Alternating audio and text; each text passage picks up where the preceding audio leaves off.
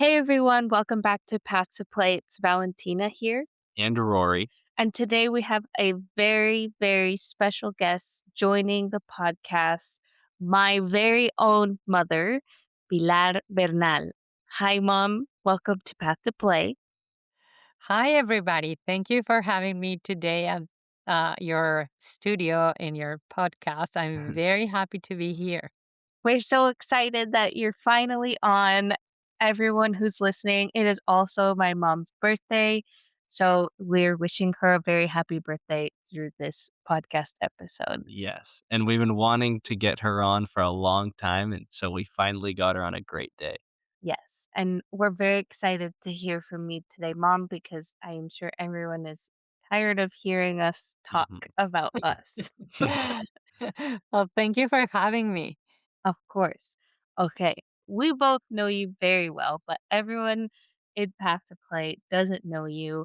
And so everyone who's listening, my mom was a soccer mom, and she was our biggest fan on and off the field, both myself and my sister. And it was 20 years of full-time soccer mom job. And so she's here to give us her perspective as a parent and as someone looking back now that could probably offer both parents and athletes alike a very good, fresh, and valuable perspective to youth soccer. So, Yes. And we've had a lot of athlete based yeah. experiences that have been shared. So we're really excited to get some parent and some insider information on what Valentina was like when she was younger. I'm sure everyone's excited to hear that. Okay. So, Mom, Mm. we want to know what one of your earliest memories is with me in soccer or me and Miranda, my sister. Uh, I think one of the most funny and r- memorable experience is when you were 3 years old and you were both playing in the same recreational team.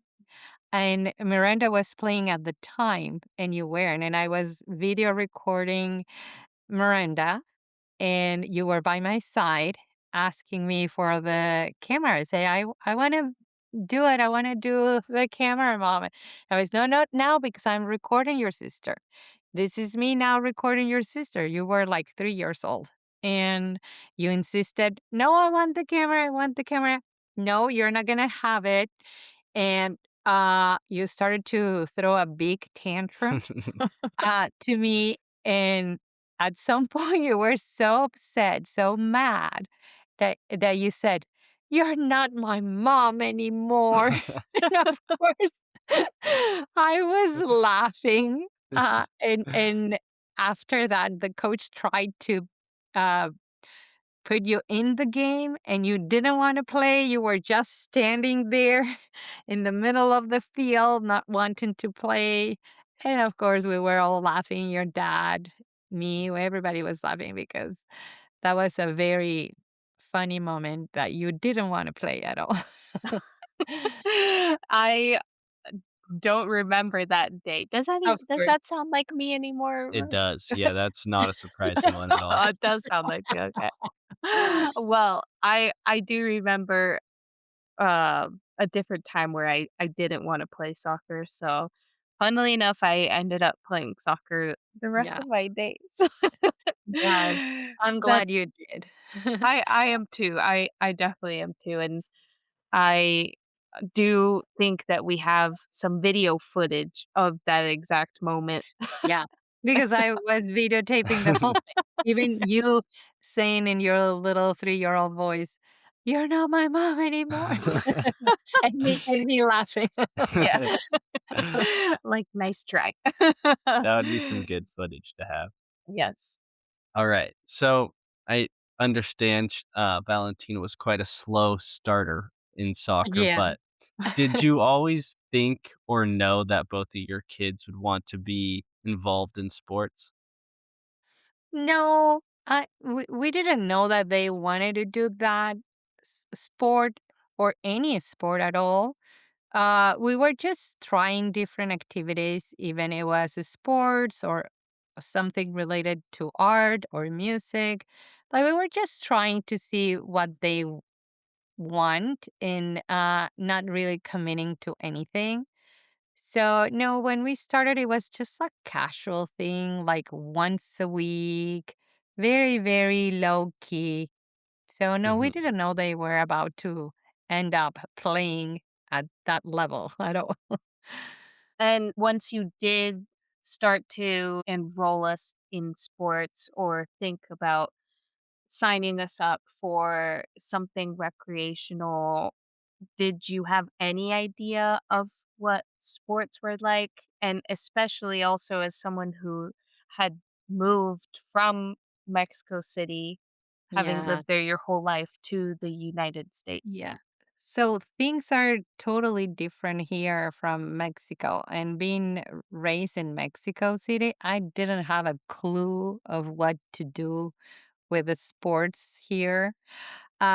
You just start like very casual, like something for your kids to have fun, to enjoy, to see if they are going to like it. Right away, we saw that both of you were liking the sport, like a fun thing to do. It was something that we didn't know how it was handled here in the United States. So we were learning with the process. We were learning while you were advancing to the next stage. We weren't sure what to do, but we Mhm. learned within the process. And when did you ultimately decide that we were going to stick with soccer as a sport? While Miranda, when both were doing recreational, the tryouts for the club teams were about to start, and one coach asked us to bring both of you to the tryouts. But when I'm saying the tryouts is you were 8 and Miranda was 9. They were you were too little, and we didn't Mhm, know what they were saying. Like a tryout, what is a tryout? mhm, What is a club team? What is competitive? And they were mm, trying to explain us, oh no, this is more competitive. This is club soccer, and we didn't have a clue what a club soccer was. yeah, And we say, well, it's just soccer. It's a sport. Let's try it. Miranda say yes right away. You say no. I don't want to do the tryout. So you were always refusing to do it. And the coach was pushing and pushing and pushing, and you didn't want to. The day we were going to the tryouts, I asked you, "Are you sure you don't want to do it?" And you say, "No, I don't want to do it." I brought the cleats just in case. You didn't want to wear the gear or anything.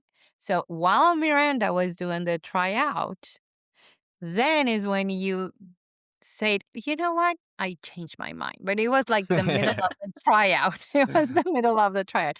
As you can see, it wasn't very serious because they mhm, let you go in in the middle of the tryout. right. And I say, Coach, I'm sorry. She changed her mind and she wants to try out. So you just put your cleats on and go into the field and kind of Did the try. continue with the tryout. Yeah. This was kind of like the entry level for all the girls who wanted to jump from recreational to competitive. Like at around that age, 8, 9 is the starting age for the Mm, competitive. mhm. And then very, very professional. They sent this letter through the mail. You are accepted in the U9 team, something like that. And we were so excited because just receiving that letter through the mail was like a big deal. Like, oh, they accepted them. They did very good in the tryout. So we were very excited about it. But we we couldn't understand what that means at the point. They Mhm. were like, oh, this is fun. Let's keep going and let's see what comes next. Yeah, right. They didn't know what they were getting into, Right, really. oh, no, not at No. all. So, when did it feel like it was starting to become a little bit more complicated? Well, the first couple of years, it didn't feel like a big deal. It was still fun, and it was, yes, we need to go to games far away. Yes, we need to go to a few tournaments here and there, but nothing major, like just around where we were living. Mhm, After 2 years, maybe 3, is when the pace started to Mhm. go, quicker and, competitive, and now the tournament is not just here around the corner. Now the tournament, we need to travel. mhm, Now they are in a different league. Because of the results of last year, now they, went to the next, league or level that not even that. We didn't understand how many leagues, how many levels, how competitive or not competitive. The activity started to absorb us, and it was like a learning process at the same time. Like, oh, you were learning? Well, we don't know what does that mean. But it was fun. It was like time to be together as a family, the four of us, because we were traveling, because we were going to the games together, because we were having fun. And you kind of like it. You kind mhm, of like that, "Oh, this is fun. Every weekend we have something to do. So let's keep going." And then you realize it's a lot of commitment. It's a lot of commitment, not just for the player. The parents are the ones who are committed. Because if the parents do not drive to the practices, if the parents do not pay for the tournaments and drive to the tournaments, if the parents do not pay for the uniforms, if the parents do not think of the logistics of, okay, this weekend we have this tournament that is 6 games, 3 on Saturday and 3 on Sunday, and you need to think, "I need to bring these many uniforms because one game is home and the other is away. So I need to bring all the uniforms. I need to bring 6 pairs of socks. I need to bring snacks. I need to bring water. I need to bring, uh, everything to so your kid is well prepared to just go and play." mhm, So the role of the parents, it is very important because there's a lot of things that are in the background that no one notice, and they need to be done. Like, you cannot mhm. forget the uniforms. You need to wash them. Sometimes you're at the hotel washing socks because they are all muddy or dirty, and you're They smell bad. and putting them to dry so the next day, yeah, they are ready for the tournament. So then you realize I'm in this, and it's a lot of commitment, but it's fun. It's still fun. Even if you are sacrificing all your weekends, that you're sacrificing your evenings driving back and forth for the practices, it's a lot of fun. And you're investing a lot of money. Mhm, Uh, one parent one time related the money that you invest. Like, what if we, instead of paying for soccer, we start saving for college? And I thought, well, that's another possibility. But the kids are so into the sport that keeps them away from other distractions, that they are concentrating just in the academics and the sport. And all the other distractions that you don't want them to be distracted with are not part of their life. And it's when you say, this is worth it. This mhm, is worth it because of that part and because of the character formation they get Mhm. when they are playing. Even if they don't end playing college, that formation they get is super valuable for your children. Yeah, I think that's kind of a realization that we've come to when looking back at it, because obviously in the moment, we were just having fun, like you're saying, mhm. but now that we've been looking back at it, everything that goes into committing to a sport like that, you learn so much and it forms so much about you. When we're out and about, I feel like we just naturally make friends with people who Yeah. played sports or played soccer. It is Mhm. just it really does add something to your character. Yeah, no, the discipline, the commitment, everything. And Mhm. you're right, we had no idea what was happening behind the scenes, and I was always thinking, "Ugh, why is my mom asking if I have my shin guards and my cleats again?" But the day that you do forget the cleats or the shin guards is the worst day ever. Yeah. I It truly definitely did is. Yeah, that before. and we had those moments. There was a tournament, you forgot your cleats, and we needed to go to a big five or a sport store just to get cleats because the game was about to happen in half an hour. Like, yeah, like we were showing up for yeah, it was Yeah. yeah. So that was stressful. You were small and you as a parent feel, this is very stressful because they don't have cleats. They don't have it. And so it was like very, very stressful moment. Yeah, I do remember that I quite well. definitely I definitely had one of those as well. So, with all of the unknown that you went into youth soccer with, what is one thing that you wish you had known earlier as a parent? And what were the most challenging parts of navigating youth sports? I wish I knew that the coach plays a very important role in the recruitment of your kid. And no one tells you that. No one tells you, you know what? The coach is crucial because the coach is like, he's the one or she's the one that is marketing your kid. And so the relationships that the coach has, the way they are committed to make these happen is what helps your kid get recruited. And we didn't know it until later, but it was a learning opportunity for me because if I have a grandkid, maybe I can I can use that knowledge now. That's right.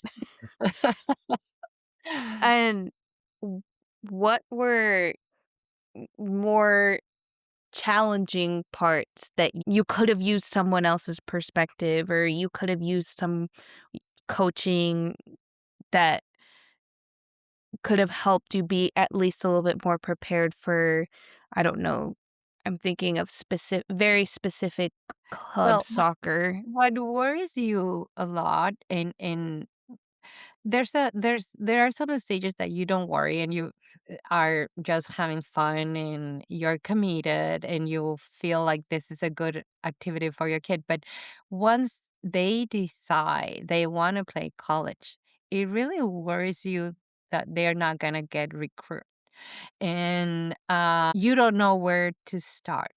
And everybody's telling you from the clubs, Do this, do that." And I don't know if all those things that they tell you are worth it.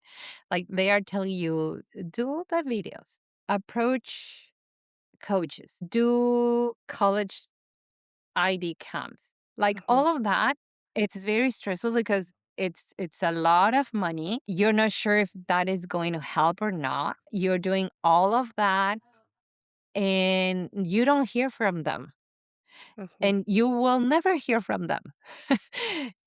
It's only the athlete that will hear from them if they hear from them.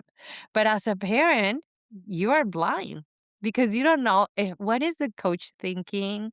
Are they going to recruit? Are they even considering my child? So they don't talk to you at all. So if the parents are thinking, "Oh, the coach is gonna let me know they're gonna recruit my kid," they're not. So at that moment that you don't know what is happening, but your kid is in touch with some of those coaches, you are like, "Are they really considering my child or not?" So those moments are kind of a stressful because you don't know if at the end your child is going to be happy if he's going to get what he or she wants. I mean, I feel like as a parent during that time of recruitment, something that would be helpful is to have my kid have a mentor or something, but I don't know, what would you tell a parent that is potentially now going through that whole process? What would you say to them would be the best thing that they could do or steps that they can take, or is there nothing they can But do to for sure, it will be very good if they can speak to other parents that have gone through the process. What can be very helpful.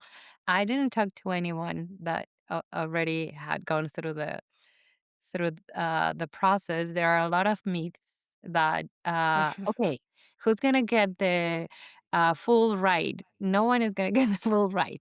But there are all these myths that, oh, someone is gonna get the full ride. No, no one is gonna get the full ride. If I can give advice to a parent, I will say concentrate on the academics. Yes, put a lot of effort on the sport, but concentrate on the academics because at the end, the academics are the ones who are going to give you the most of the money. And if your kid also can talk to someone that already went through the process, let them talk with them, share the experiences, because then you can have that better idea of how this process goes. Like, no one is going to talk to you directly, no one is going to email you directly. It's this stage where everybody is doing something and no one is directly telling you what is going on, mhm, because that's the way it is handled.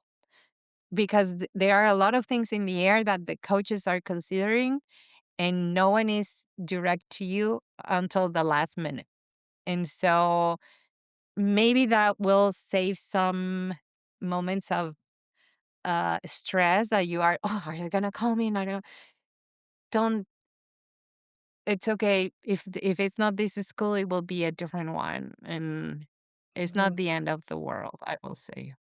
Yeah, there's a school for everyone. It sounds like we need to start a parent to parent mentorship. Yeah, Have to sound play yeah. program or forum or something. I think you brought up some really good points there, and I totally agree. I think those are kind of like the main things that I would tell somebody. One point that I'm really happy you brought up is how important your coach is for your recruiting, because there's nobody who has the amount of power that the coach for your team, or maybe the director of the club, if they're more invested as well, have. And so I think knowing that and knowing the value that they bring to your kids' recruitment is huge. Mhm. Yeah. And I'm curious what you would offer to a parent who is potentially just entering the club soccer environment. So not quite yet at the recruitment Recruiting or stage. considering college, yeah, but sort Mhm. of, because I feel like even when I talk to parents who have kids who are on the younger side, everyone's already confused, not sure about the Mhm. leagues or the clubs or if they're supposed to be thinking about recruitment yet. So I don't know if you have any advice to offer for that set of parents. Well, enjoy each stage Yeah. because each stage is a lot of fun. Since they are in recreational, then you commit more. The ride is a lot of fun. You Mhm. miss it once your kids are gone. You say, "Ah, I miss all those weekends together and driving and the crazy time. You miss it. And you don't know what to do with your weekends after that. Yeah. But, enjoy it. Just enjoy it because it's not coming back. And so whatever stage your kid is at, and if they're not gonna play college, or don't think about it when it's the time to think about it. Don't worry before time, Uh, because the recruiting thing won't happen until later in high school. So just enjoy the moment, but make sure this is a commitment, because what you are doing toward the sport preparing yourself and your kid, you're modeling to your kid what responsibility means, what commitment means, what being disciplined and sportsmanship and friend means. So it's the perfect setting for your kid to learn a lot of skills, not just for the sport, other skills that will form their character. So enjoy that part. Enjoy it because it's not coming back. Yeah, that's I we agree too. Yeah, We miss it too. big time. What do We you agree. think, your kids learned the most from this experience that they had? Well, I think character, character Mhm. formation. And when I say character, it means like a lot responsibility, commitment. I never let them miss a practice. And because it's a responsibility. Do you want to do Mhm. this? Okay, do it at 100%.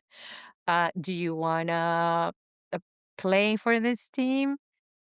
You have a responsibility for the coach, for your teams, and for yourself. And you need to balance school too.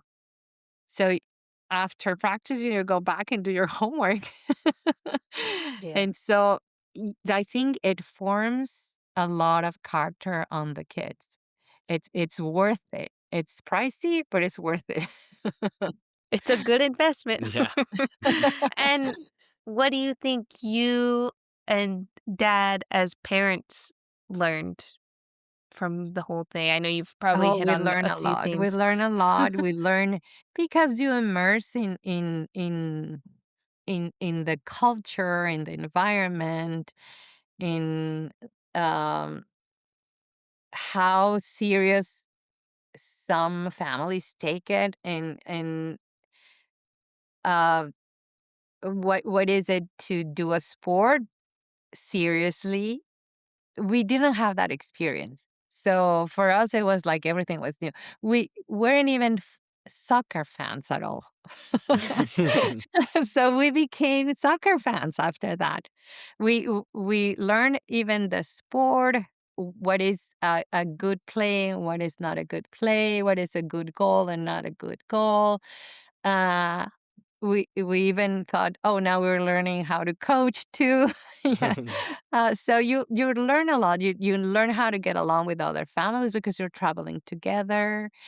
You make good friends. We still are in touch with friends from soccer, from families that were together with us.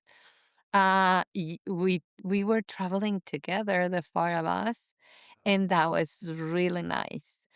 That was Yeah. one of the best of the best.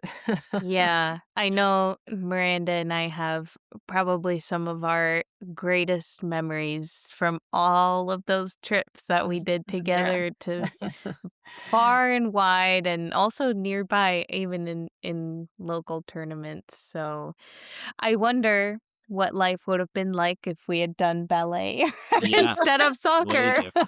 Wouldn't have been the same Uh, at all. well, any activity implies a lot of commitment. Any Yeah. Yeah. activity, it's your as a parent, you need to commit to. Actually, you probably might need to commit more than your kid. Your kid will only show Yeah. up and he'll or she'll be okay. But you need to commit to wait, to drive, to have the snacks and water ready, the uniform or the gear ready, all Mhm. washed. So yes, you that's why we're famous, the soccer moms. Yes, Hmm. you are Famous. famous. We even had the minivan. Yeah, same here. Well, I certainly feel like I just gained a lot of knowledge. I think that this will resonate with probably a lot of our listeners out there and athletes and parents alike. I think this is very much the fresh perspective that we needed on Path to Play. So, thank you, Mom, No, you're welcome. for your Anytime, perspective. if you wanna talk about something else, we can Yeah. always talk.